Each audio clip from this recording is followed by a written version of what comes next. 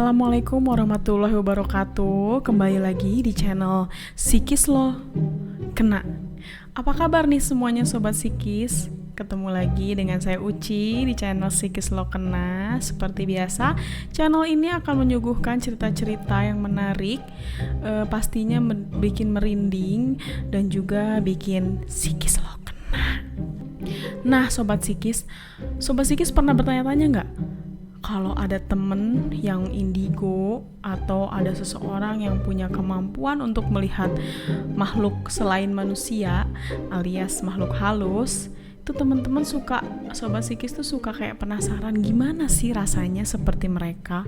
Terus pernah nggak sobat psikis juga kayak pengen dong sekali-kali ngeliat apa yang mereka lihat?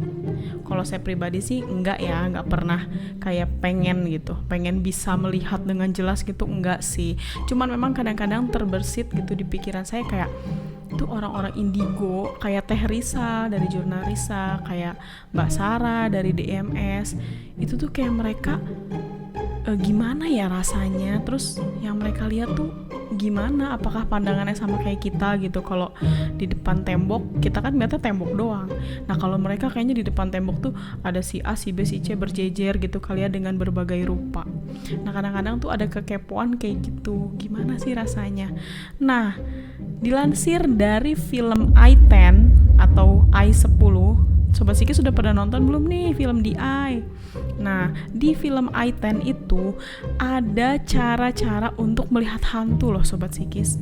Jadi caranya itu ada 10 atau 10 ways to see ghost. Nah, di dalam film tersebut itu ada sekelompok anak muda yang menemukan buku kuno di mana bukunya itu berisi tentang cara-cara untuk melihat hantu, dan caranya itu terbilang mudah dan gampang banget dipraktekkan di kehidupan sehari-hari. Nah, sobat psikis udah cukup penasaran belum dengan intronya? Kalau penasaran, jangan lupa tekan dulu tombol subscribe-nya, tombol like, dan juga tombol lonceng notifikasinya. Karena sebentar lagi kita akan mulai gimana sih 10 cara melihat hantu. Udah siap semuanya? Siap-siap, psikis lo kena.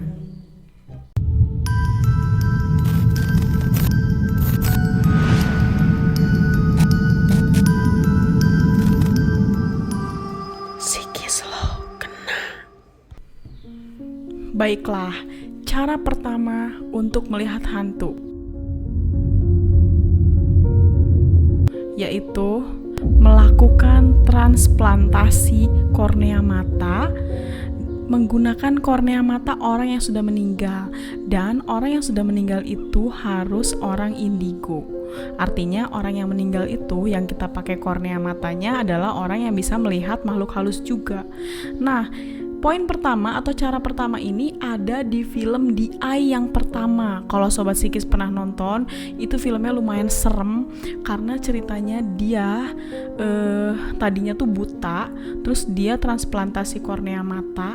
Ternyata si donor korneanya itu memang orang indigo. Akhirnya setelah dia melakukan transplantasi itu, yang dia lihat sudah tidak pernah lagi sama, alias jin-jin atau setan-setan yang ada di kehidupannya mulai terlihat setiap hari dan setiap saat.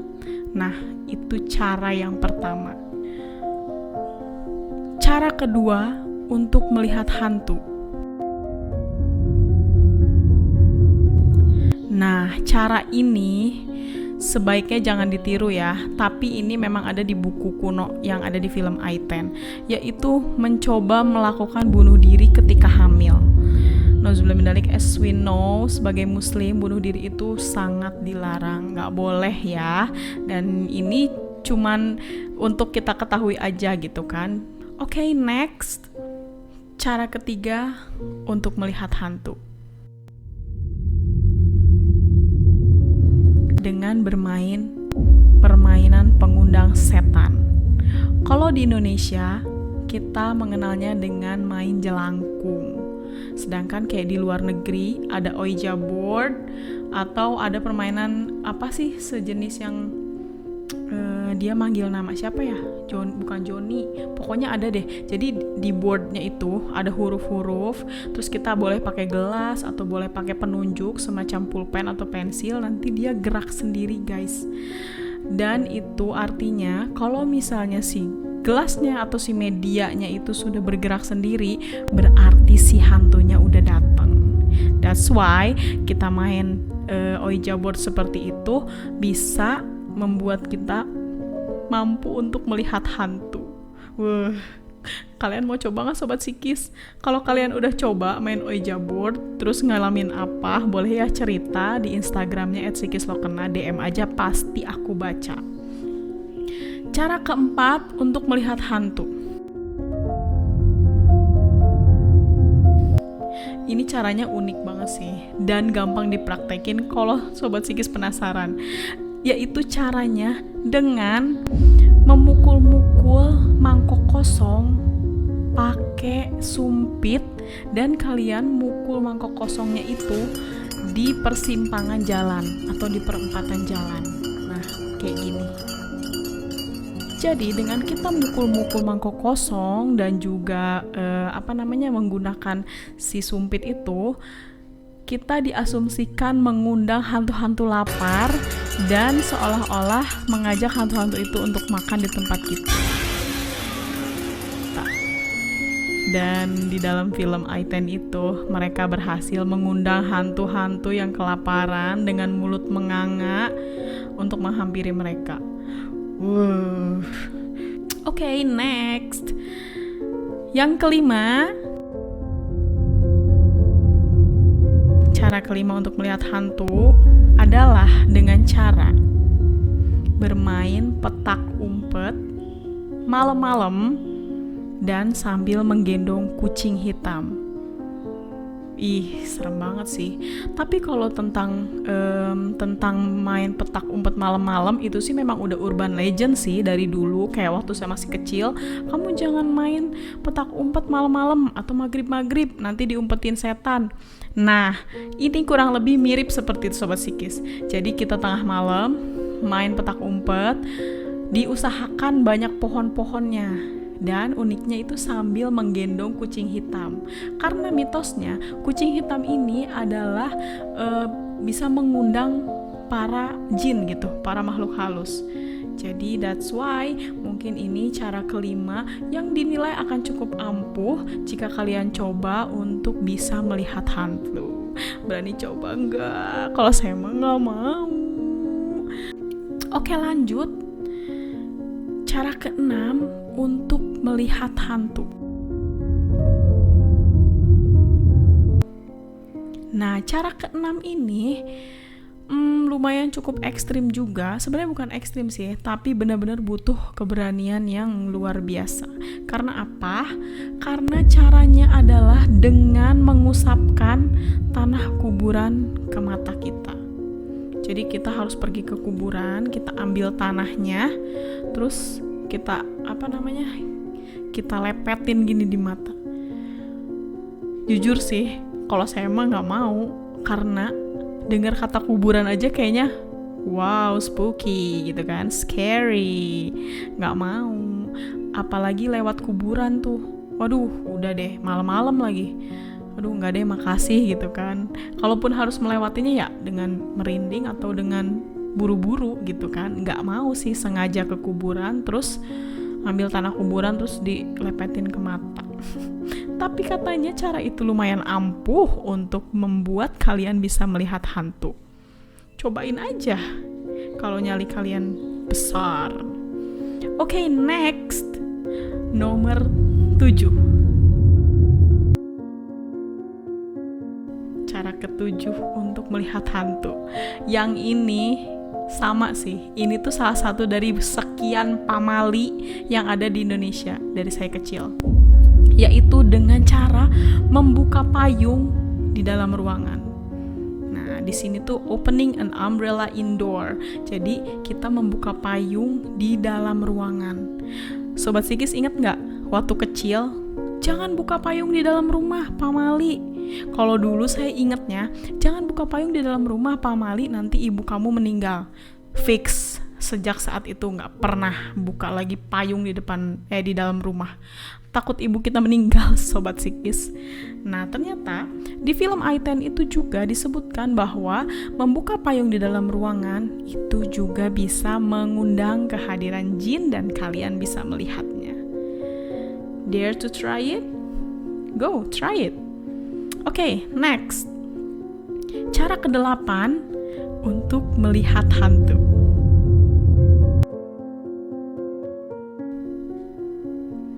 Ini caranya gampang banget. Sekarang pun malam ini sobat psikis praktekin di rumah pasti bisa. Bukan pasti sih, maksudnya sobat psikis pasti bisa melakukannya gitu. Cuman hasilnya bisa melihat jinnya atau tidak, bisa melihat hantunya atau tidak, yaitu di luar kuasaku gitu kan. Caranya gampang banget, yaitu dengan cara menyisir rambut kalian. Nih, menyisir kayak gini di depan kaca, di depan cermin, di tengah malam. Nah, itu sobat psikis cara yang ke-8.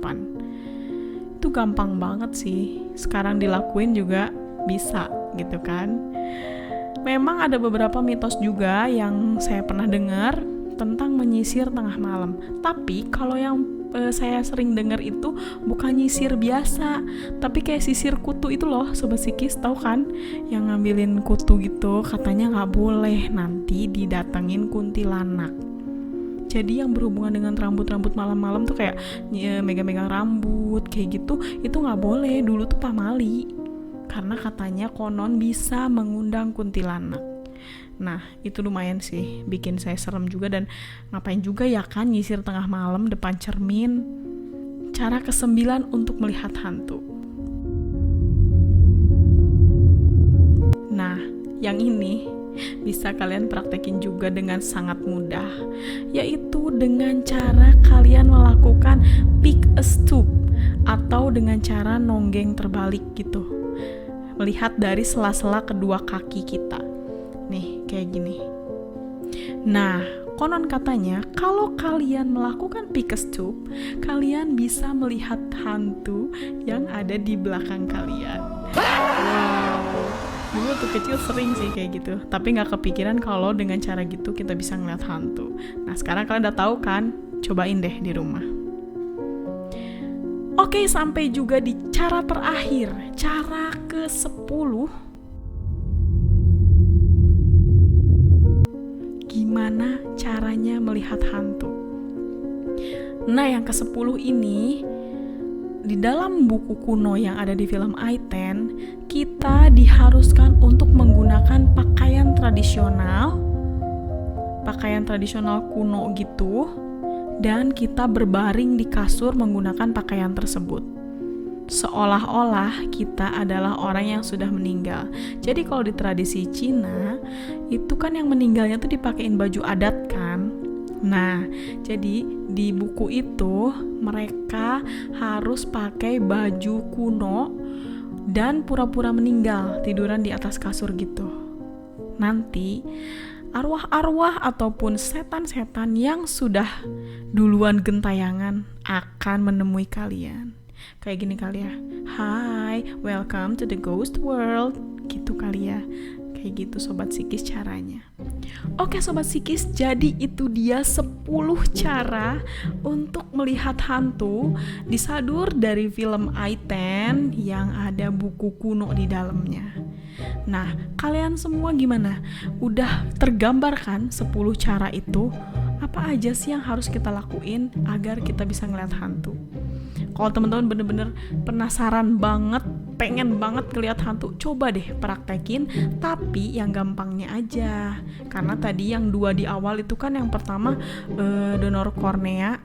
maksudnya transplantasi kornea mata, dan juga mencoba bunuh diri saat hamil itu menurutku jangan ditiru ya. Itu mah kayak ribet dan juga berbahaya dan gak boleh.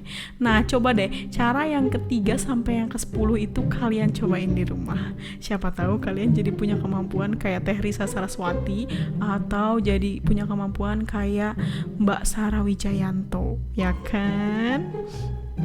Baiklah Sobat Psikis, untuk video hari ini cukup sampai di sini dulu. Kalau kalian merasa senang dan juga terhibur dengan konten Psikis Lo Kena, jangan lupa untuk selalu memberikan dukungan kalian dengan cara tekan tombol subscribe, like, dan juga nyalakan lonceng notifikasinya.